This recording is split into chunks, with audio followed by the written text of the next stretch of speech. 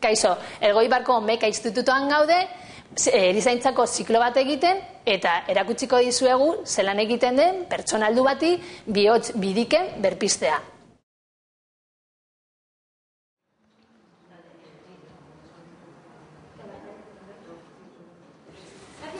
Konorterik gabeko pertsona bat aurkituz gero, hurrengo pausu hauek jarraitu beharko ditugu.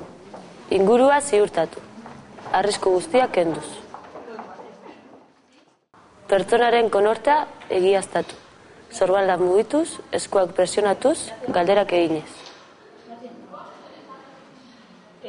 Erantzuten badu, laguntza eskatu, 112 eta biktima segurtasun alboko jarreran kokatu. Ez badu erantzuten, gaixoa utzi gabe laguntza eskatuko dugu 112 eta berpizketarako jarreran dekubito supinoa kokatuko dugu. Arnasbidea zabaltzeari ekingo diogu bekoki okotza eragiketaz.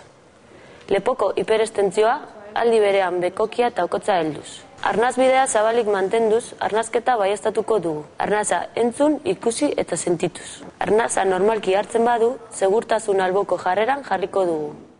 Noizbenka arnasa hartzen duela egiaztatuko dugu. Ez badu arnasa normalki hartzen, berpizketarekin hasiko gara. 30 konpresio, toraziko eta 2 aireztapen eginez.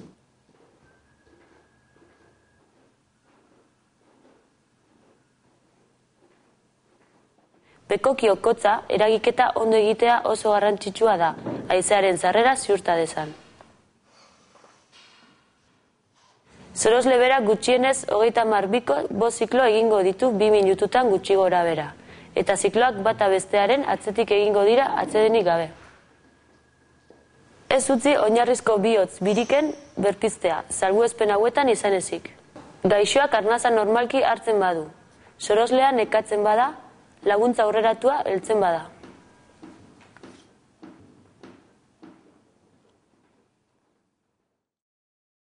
Ingurua ziurtatu, arrisku guztiak kendu. Konortea egiaztatu, erantzuten badu laguntza eskatu 112 eta segurtasun alboko jarreran kokatu.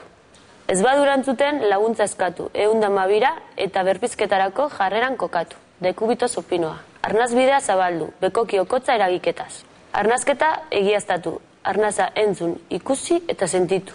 Arnasa normalki hartzen badu, segurtasun alboko jarrera, da noizbenka arnasa hartzen duela egiaztatu. Ez badu arnasa normalki hartzen, berbizketarekin hasi.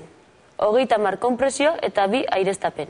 Sorosle berak gutxienez 32ko 5 ziklo 2 minututan gutxi gora bera. Ez utzi oinarrizko bihotz biriken berpiztea, salbuespen hauetan izan ezik. Gaixoak arnasa normalki hartzen badu. Soroslean nekatzen bada, laguntza aurreratua heltzen bada.